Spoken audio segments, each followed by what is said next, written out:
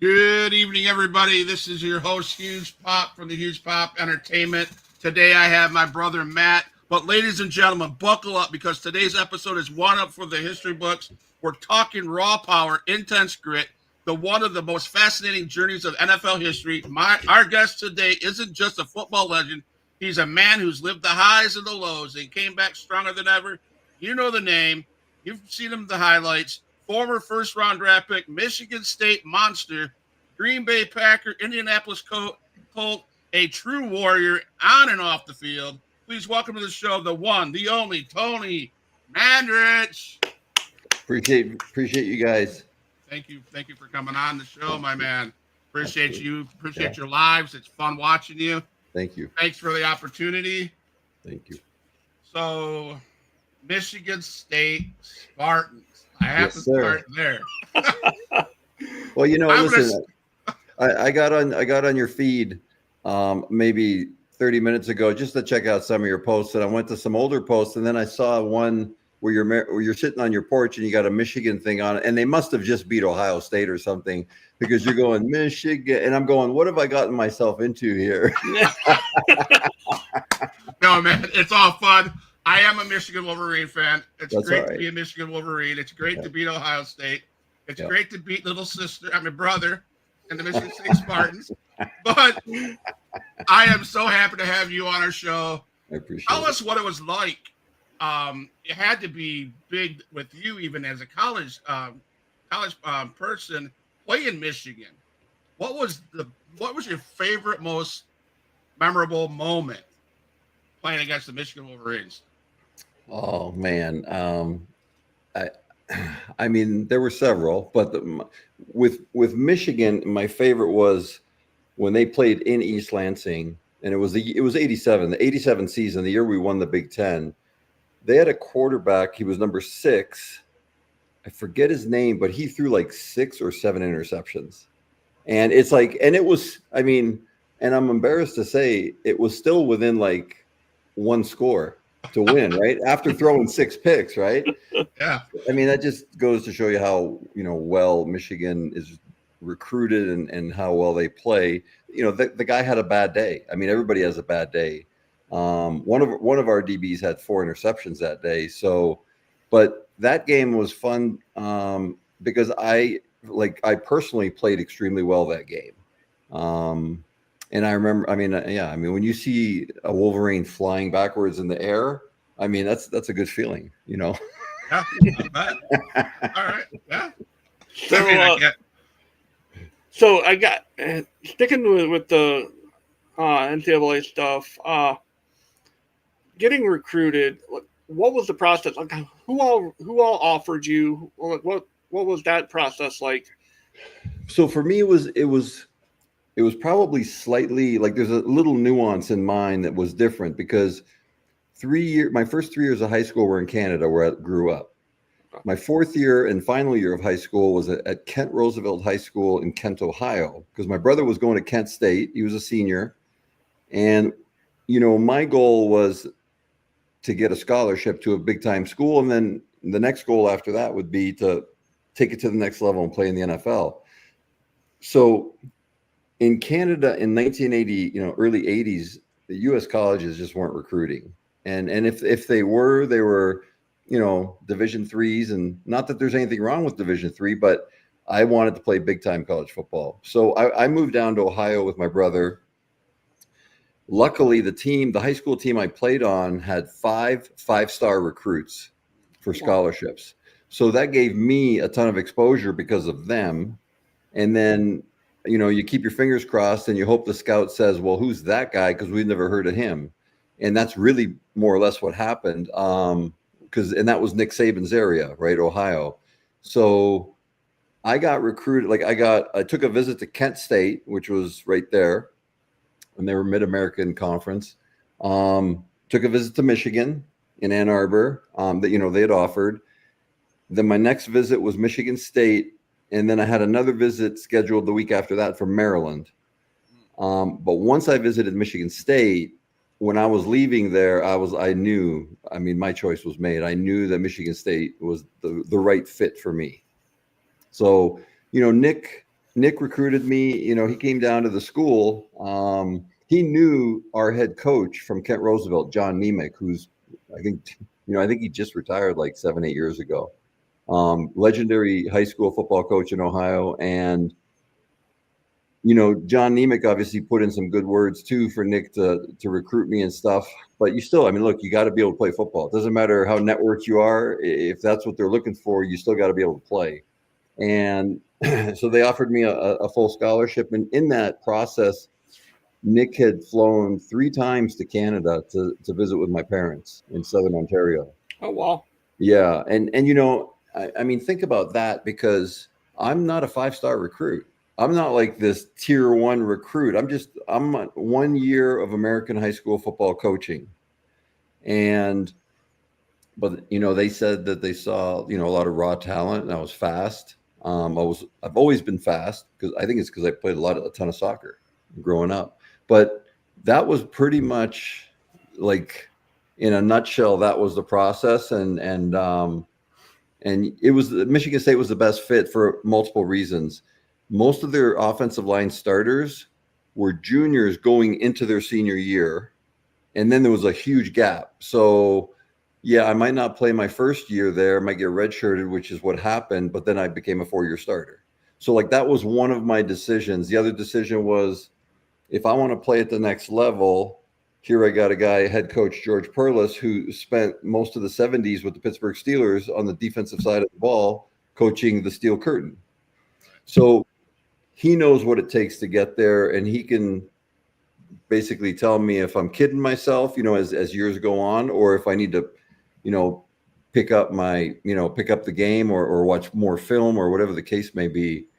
And then obviously Nick was a huge influence. Nick then was the same Nick that you see now, except there's obviously a lot more wisdom with him, and people know who he is.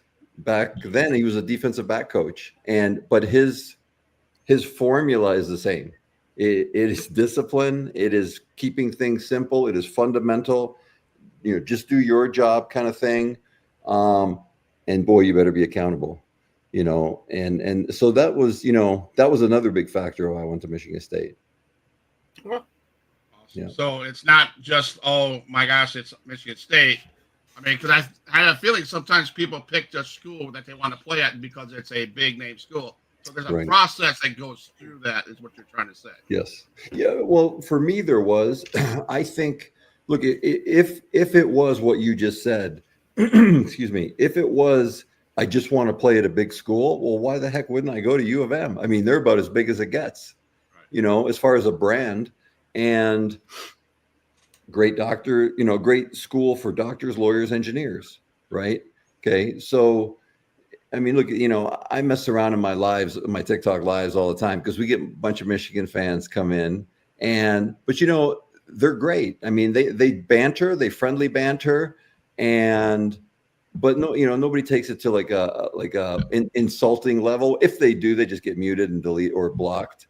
But it's like, I always say, look, we love Michigan fans. Just because we don't like the school doesn't mean we don't like Michigan fans, and we try to pray them to the green side. So, we get a bunch of no, in the chat when that happens. Right. But yeah, but even when I visited Michigan State in 2015, and I had been back even since then, but when I was talking to our equipment guy, who was the same equipment guy when I was there, his name was Bob Knickerbocker. He was showing me these chrome helmets that Michigan State had, and he said, we're going to use this for like one of the games this year. So this is 2015. And, Oregon wasn't in the Big Ten, but Oregon already had that. Every Saturday they were in a different uniform and everything and all this. And I said, Bob, why do people do this? And he said, it is the number one question that he gets asked by recruits coming in. How many different uniforms are we going to wear this year? How many different helmets? And that really surprised me, because that has nothing to do with what you're going to get your education in. Has nothing to do with, like, okay, my position, how many seniors are there? When does it look like I'm going to play? Are the 2 guys in front of me, is one of them an All-American and a sophomore? Like, because I'm probably not going to play that position then, or start at that position. all those things you would think are just common sense things that would cross your mind and you would ask yourself. But he's like, he even said it surprises him that literally the first question, how many different uniforms do we have this year? Wow. That's Yeah, great. Wow. it's interesting. Matt? So what was, I like to ask these questions as well. We'll get back to this when we talk about your NFL experience. What was your favorite venue? Obviously, you played in the Rose Bowl. What was your favorite stadium to visit? Like, what was the one that, like, oh my God, this is the best place. Like, this is my favorite place to go ruin someone's day, or Right. maybe even at Michigan State Stadium. Well, Michigan Stadium would be a great place to go ruin their day. That being said, the best place to play, hands down, the best place to play is Notre Dame. There is a mystique about that field, and if you play them at night, it's even like more special. And I can compare it to Lambeau. Lambeau is the same way. There's just something about that place that you can't help but feel it. And visiting teams talk about it too, right? Even Chicago talks about it, with that big rivalry. But Notre Dame is like the Lambeau of college football, in my opinion, from all the stadiums I played at. Now, there's obviously a ton of them I didn't play at, but Ohio State is very hostile, very loud, louder than Michigan, even though I don't think they hold as many people. And remember, when I played, they were still a horseshoe. They weren't closed in. Now I think they're closed in, right, to fit more people. So, yeah. I think so. But surprisingly, Michigan is out of all the stadiums I played at in college, Michigan's like in the top 5 for loudness. You would automatically think that they're going to be the loudest because of all the people. But I think part of it is the design of the stadium, and I think just a lot of the sound goes up instead of towards us. Like Illinois would be loud, Iowa was loud, and they were only 55, 60,000 people, but they were on top of you. Awesome. So I got to ask you, sent me a video, and I was rather impressed with the video, and so I want to hear it from you. The name Bill Fralick. Oh yeah. How does that name resonate with you? What's that mean to you? I mean, he was like, and there were other guys, but he was like my main guy. And I only briefly talked to him once after we played Atlanta.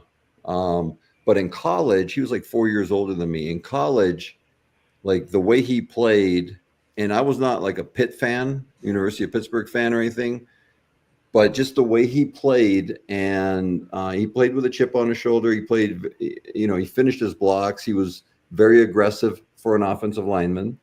And it was one of those things that's like, I want to be like that guy. Like I want to model my play like that guy. And always had just mad respect for him. Okay. Matt? So fast forward to the draft day, so to speak. Mm-hmm.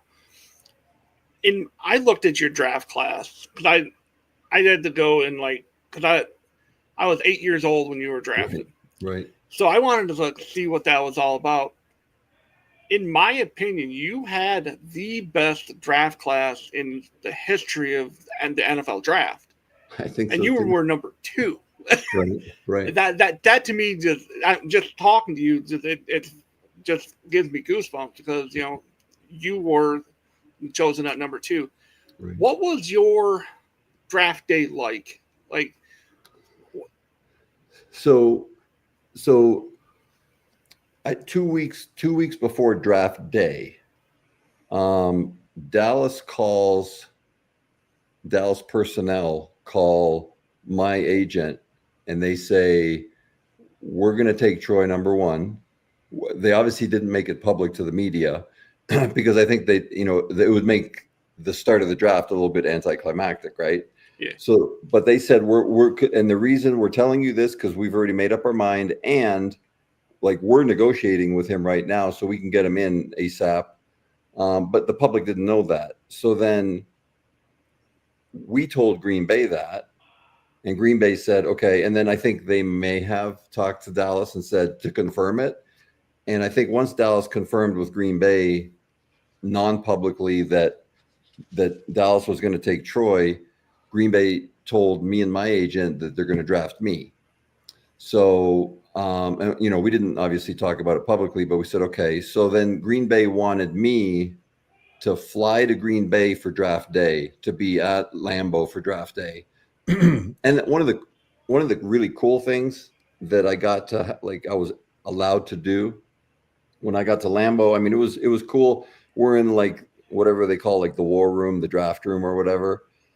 You know, you meet a bunch of people and stuff like this, coaches and board of director people and the head coach. And then they say, okay, we're going to be on the clock here in about 2 minutes to draft. And you get, I think then you used to get 15 minutes to draft the first rounder. So they handed me the phone and they said, okay, we're going to call the floor of the draft right now. And, you know, you have each representative for each team is sitting at like a little foldable table.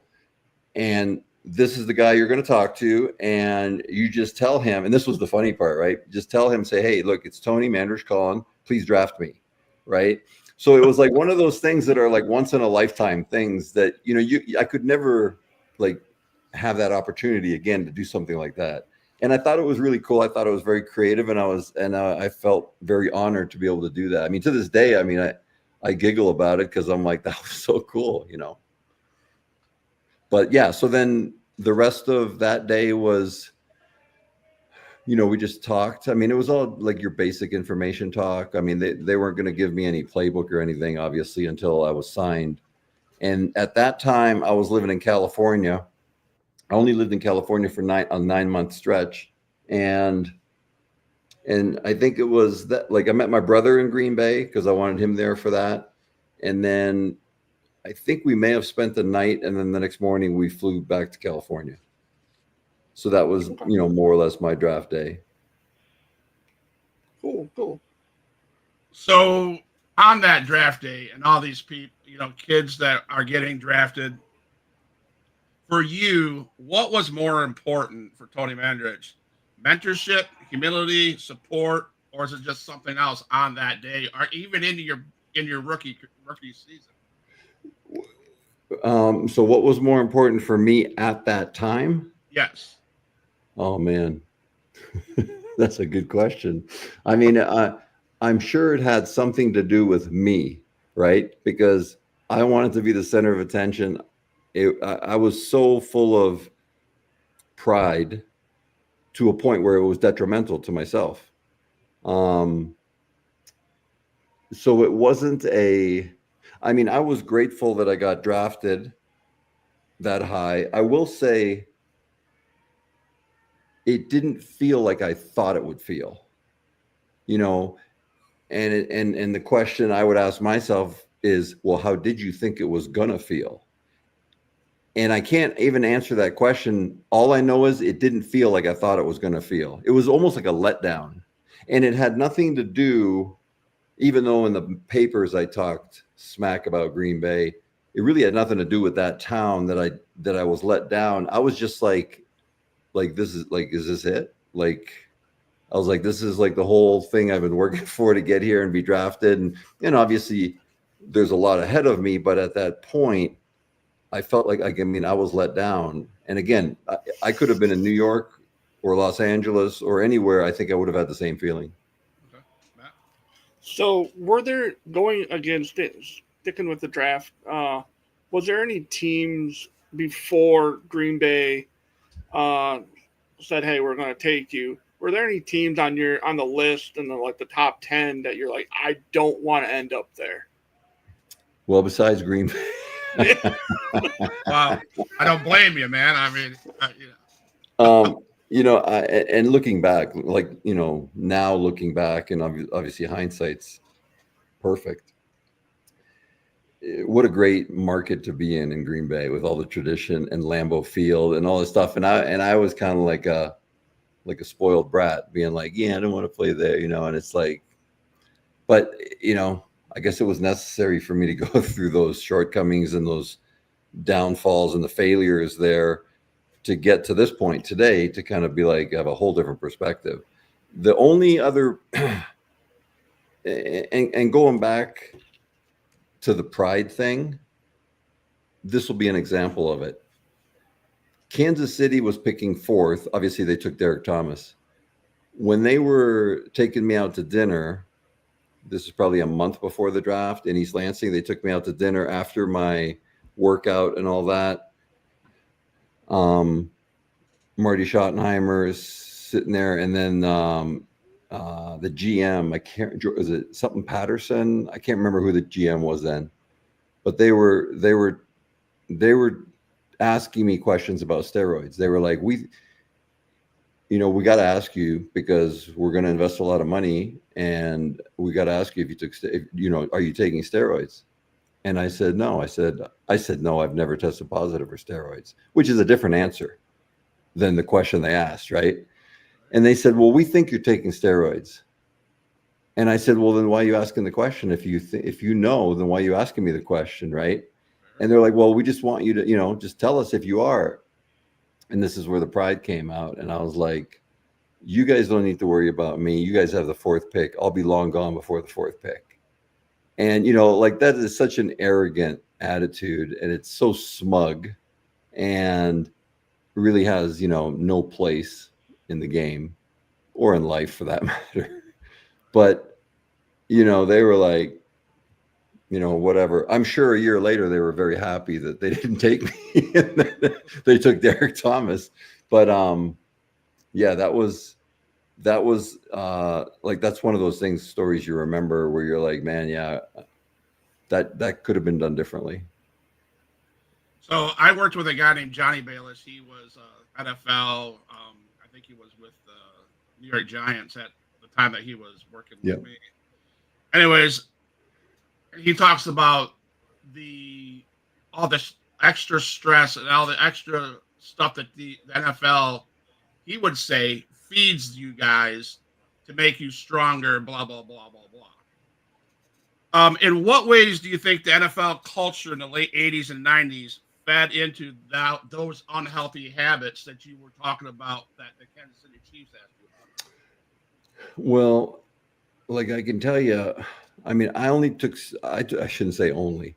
I took steroids in college. I never took any in the pros. There are people that think I did, right? Like fans or say people in journalism. And I'm like, I don't get it. You're telling me I'm a failure in Green Bay, how I'm playing, but you're telling me, and I'm a failure because I'm not on steroids anymore, but you're saying I'm still taking steroids. So it was kind of like an oxymoron thing. And from my firsthand experience, I was never offered anything that was like performance enhancing, like from the Green Bay Packers or Indianapolis Colts. I mean, in Indianapolis, we took creatine. Now I don't know. Nowadays, creatine might be on the ban list. I don't know. They just banned ammonia capsules, which I'm like, are you guys kidding me? Like, I don't know what's happening with the NFL. Well, you can't hit the quarterback, so I mean. Well, yeah, I mean, you breathe on Mahomes and you get a 15-yarder. Yeah. But there was, the only thing that I would say would be somewhat, I wouldn't even say it was controversial because I don't think they knew, but there was a anti-inflammatory injection that we would get. You didn't have to take it, but if you wanted to play, you probably should. It was called Toradol. And in the last 30 years, there's been a lot of studies on Toradol causing a lot of problems, health problems. So,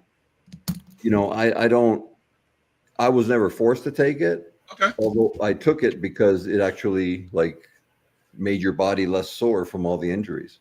Got it. Matt? Real quick, just because you had me thinking, I Googled creatine is not currently on the banned substance list. That's good because creatine, the benefits of creatine, way back in the day when I used to take it, because I take it every day now. The benefits of creatine and all the tens of thousands of case studies that have been done about creatine and how it's been refined better and better over the decades it has a better result for cognitive function in anybody's brain, male or female, than it does for muscle gain and muscle recovery. And I can tell you, for muscle gain and muscle recovery, it's pretty darn good. So, that's why I take it every day. Otherwise, I used to take it only on days I used to work out, but now I take it every day because I can tell there's more clarity in my head. And the cognitive function is just that I could just notice that you're just slightly a little bit sharper, and it's so inexpensive, and it's over the counter, it's inexpensive, and very safe. Very, very few side effects. Like, one of the worst side effects is someone who has a upset stomach, might be more susceptible to an upset stomach. So like a gastrointestinal thing. But if you don't have that kind of a problem, there's almost no side effects for creatine. Okay. My question for you is, out of all the years you playing, who was it? I mean, in college and in the pros, who were the guys? Who was the guy that you're like, shit? I have to block that. I have to maintain this guy. I have to make sure he's not touching my quarterback. Right. There wasn't one in college. There were tough players to play against, but there wasn't one where I was like, oh man, this is going to be a long day. I can say when we played Ohio State, Chris Spielman, I would have a little bit of that feeling, not because he was going to run me over, but because he was such a student of the game, which was such an advantage. And he was unbelievable Detroit Lion. And what he's doing now in the front office is just I have so much respect for that. And I remember watching him play in Ohio. I think he played for the Massillon Tigers. And he's that guy's life is all a unbelievable football story. He would be one of those guys where I'd be like, okay, we really got to watch this guy, because again, he's not going to run me over because I was so big and strong, although he was strong and just a great nose for the football from film study. But you just kind of had to keep an eye on him, because he'll make a tackle for a loss if you just glance away, and so he was dangerous that way. In the NFL, it was easy. When I say it's easy to pick who it was, Reggie White, right? I always describe to people, because people will say, well, what made him so great? One of the things besides playing with great leverage and he played with great leverage, but he also got you off balance, right? As soon as your momentum started one way, then he would either club you and take you that way, which is easier for him, or if he saw you really protect on your inside, he'd run around you. And then if he didn't like either of those, he'd just run over you, right? So he was that kind of player. And I describe to people, and this is the best analogy I can give, is if you go into a industrial parking garage, and everything's concrete, right? Everything's concrete. The pillars and the big round concrete beams that are supporting. If you go up there and if you just you don't have to punch it hard, just punch that concrete a few times with your fist, not to hurt yourself, but just punch it.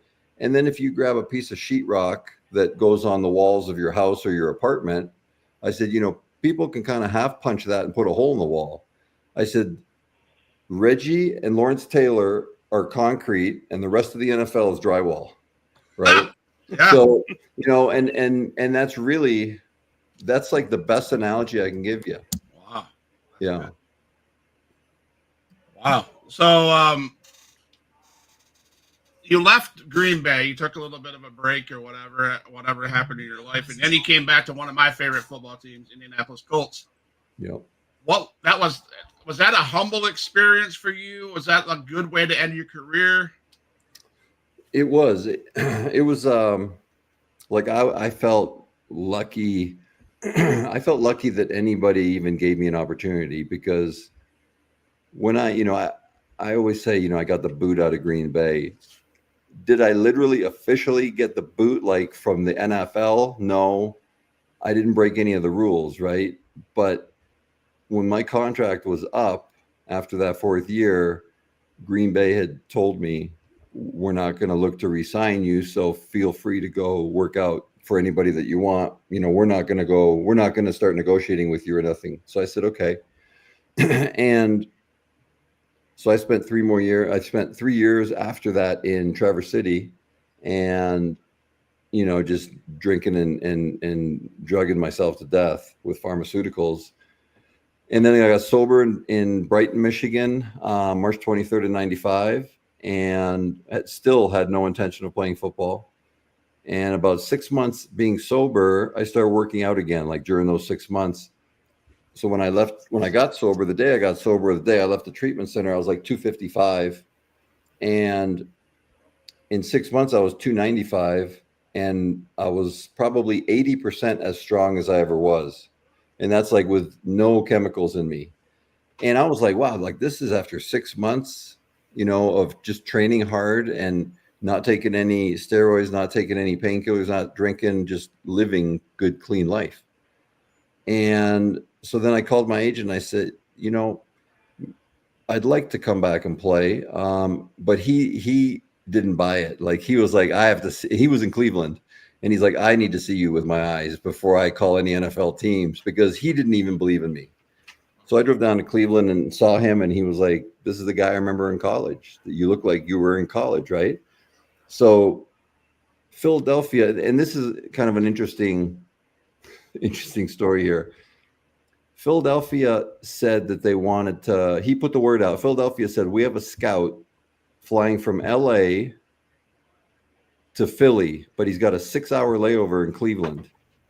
So he will take Tony through a workout, which should take no more than 2 hours, at a local community college outside of Cleveland in a basketball gymnasium.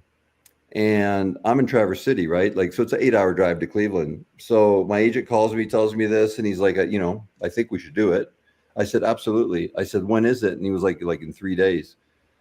So I drove down 8 hours, had a great workout. And this scout was like, where have you been? Like, what's going on? He's like, you look like you're in great shape. You look, and I didn't want to tell him everything because he was, I didn't know the guy and stuff. So he calls up Ray Rhodes, who's the head coach of Philly, who was one of my coaches in Green Bay. And he tells Ray Rhodes how the workout went. And they call me the next day and they say, look, next week we want to fly you to Philly. And in the meantime, word kind of got out that I had a good workout. So Indianapolis invited me to work out. And I said, okay, when do you want me to come down? And they said tomorrow morning, but they were going to fly me down. So I said, okay, I'll be there. And then long story short, I went down there, had a great workout, and they offered me a contract right then and there. And I just told them I just needed 24 hours to run it by my wife at the time and get back to them. And obviously I did. And then I said, yes. Here's the ironic part of the story. So that was the workout was in January of 96. Okay. In February of 89, I had my own pro day at Michigan State. I had like owners, scouts, GMs, head coaches, all flying to East Lansing to work me out. And then 7 years later, I'm driving 8 hours one way on my own dime just to work out in a basketball gymnasium. And so, yeah, it was humbling. And I never felt like I never complained about any of it. I was like, I am just grateful that somebody's even going to work me out. Well, congratulations on your sobriety. I'm proud of you for that. That's awesome. Thank you. I have a son that I think is 6-7 months sober. That's awesome. That's awesome. When I hear stories like that, that makes me feel really good. So thank you. Yeah, appreciate Matt, it. we only got like 10 minutes. So my son, he, like I said, in the pre-show, he loves football. He just he wants to play at least in the collegiate level, D1. If you were to sit down with a kid that's 12, 13 years old, what would you tell them as far as like what you would do to achieve that goal? Well, I mean, I'm going to tell you what I did. Um, and that was play as many sports as you can. So if you're in high school, make sure you wrestle, make sure, obviously, make sure you play football, make sure you wrestle because it's a different season. Then in the spring, make sure that you're part of track and field. If you don't wrestle and you want to play basketball, that's fine. Play for the high school basketball team. Just make sure that football is not the only thing you're concentrating on, because doing all those things helps with athleticism and helps build athletic ability. I played soccer for 8 years, from second grade all the way till high school, and I know that helped my speed. And you're constantly moving forward, backward, sideways, running full speed. I know that developed a lot of things for me. I wouldn't, at 12 or 13, I wouldn't start weightlifting yet. Knock yourself out with as many plyometrics and push-ups and chin-ups and bear crawls and all these things, but work on becoming a better athlete, because you can always put strength and size on later. Rarely will a freshman come into a big-time school and not have to put a lot of strength and size on. So that can get developed easy. It's hard to get really great athletic feet that can move, for an offensive lineman or really for any position.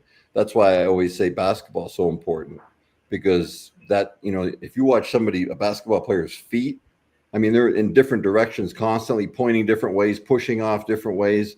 All that stuff helps you become a better athlete. And then the wrestling, with leverage, and it gets you stronger and teaches you discipline, helps you get through hard times, because wrestling's hard and you sweat a lot and you get fatigued, but pushing through that fatigue, I think, helps you become a better athlete. So it would be more along those lines.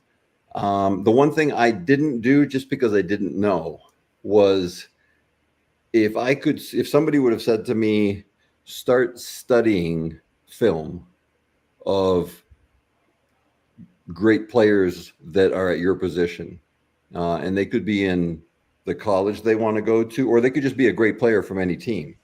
They could even be pros, right? So it's just watch their feet, watch those fundamentals, see why they do what they do, what makes them great. Because those core things are pretty much the same from high school to college to pro. Okay. Awesome, good advice. So 3 real quick questions. Yes, sir. Toughest split, most underrated teammate. Well, I used to say Sterling Sharp, but I won't say that anymore because he's now in the Hall of Fame. Most underrated. I mean, I thought he should have been in the Hall of Fame 10 years ago. Most underrated teammate. Gosh, I don't know. Like, that's a tough question to. Okay. Best trash talker. A guy from Indianapolis. When I played in Indianapolis, you guys probably know his name, Tony Siragusa. Yeah, the Yeah, goose. he was a jokester / trash talker. But he was on my team, so that was good. And my last question for you, Matt can finish up the show, but my last question for you, Tony, is what if moment of your career? What is the what if moment of your career? Give me an example of what you mean. Like, if I would have done this, I would have been here longer. Or, if I would have made this decision, I would have been. Look, I just wanted to make sure it was, it's the way I understand it is what you explained. So there isn't one. There really isn't one. I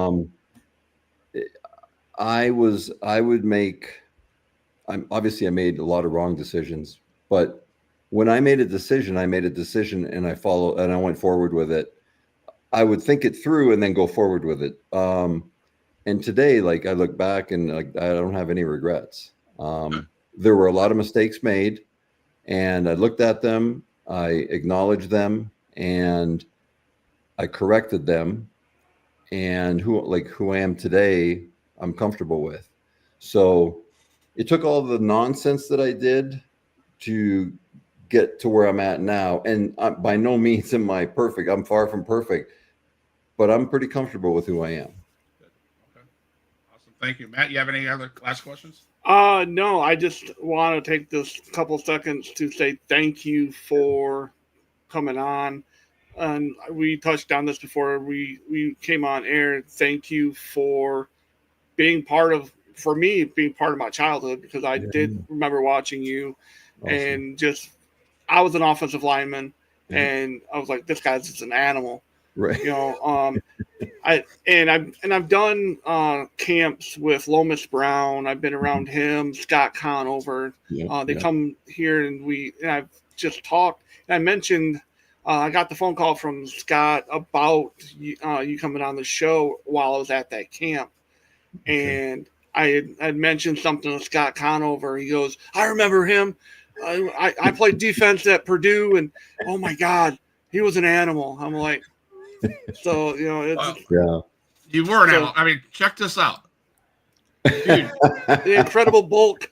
Right. You were huge, and so what was it? What was it like playing against Barry Sanders? Like as the Green Bay Packer? Yeah.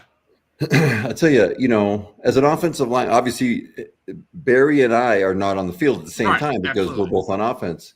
So when the other offense, meaning say Detroit's in this case, is on the field, we're drinking water, we're hydrating, we're going over like what defenses are being shown to us that we need to adjust for. And then it's like, and then there comes a point where it's like, there's no more to talk about. Like, so just chill, get off your feet, stay out, like sitting on the bench and get ready for the next drive. Barry was so good that we would all stand up and stand on the sideline just to watch him run, because you never knew it could be first down. It could be third down. You just never knew when he would do one of those highlight reel things. And he was so awesome to watch that, I mean, yeah, we'd be on our feet as opposing offensive linemen just to watch him. I mean, the guy is just, to me, he's the GOAT. To me, he is the best running back that ever was in the league. Now, that's not disrespect to Walter Payton, and it's definitely not disrespect to Jim Brown, because I only saw highlights of Jim Brown. Everybody I've talked to that did watch Jim Brown still say he was the best. But I didn't watch him. That wasn't my experience. My experience was this guy, number 20, Barry Sanders. And to me, he's the GOAT. And, and I feel also lucky that in our draft, Deion Sanders, I think he's the best corner that's ever played the game. Like the guy glided on the field. And so it's like, okay, well, you were surrounded by 4 Hall of Famers. 2 of them go down as GOATs of those 4 Hall of Famers. Troy didn't do too bad, 3 Super Bowl rings, I think. And now he's like, his whole career with everything he's done, and even today with announcing, I mean, the guy's, he's a great announcer. I mean, just because I'm not a fan of his, he's a great announcer, right? And then, and then unfortunately, that whole tragedy with Derek Thomas, with the car accident. But Derek Thomas, I think still holds the record for the most sacks in one game.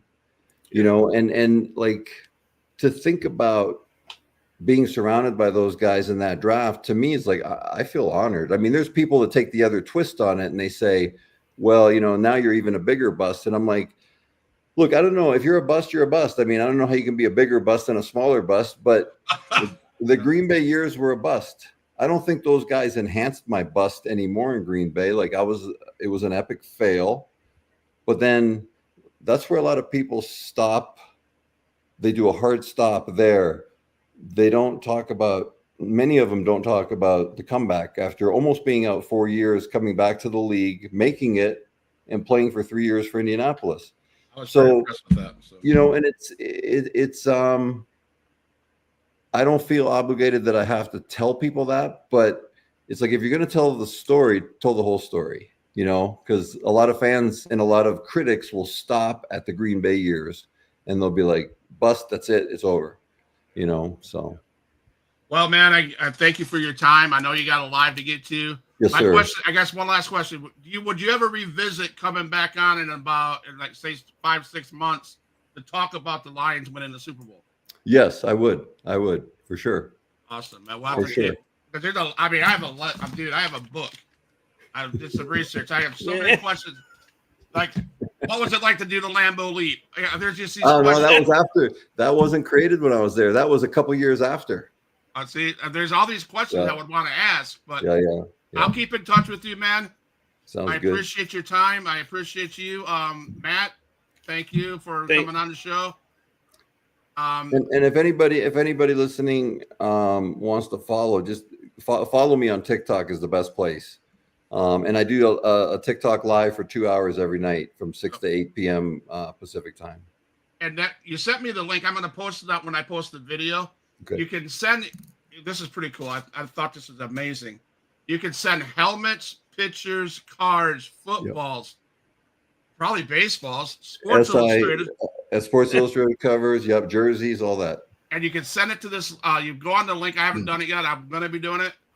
You go on this link. You fill out this form, and we send it right to you. Correct. Correct. And he signs it. I've seen him. I've seen Mr. Mandarich sign it on video. Yeah, we call it signature sessions. So it's pretty cool. Yeah. Check this guy out on TikTok. He's live every night for 2 hours. If you're a Green Bay Packer fan, Michigan State fan, Indianapolis Colts, or just a football fan, check him out. And as always, we always say at Huge Pop Wrestling, we're for life.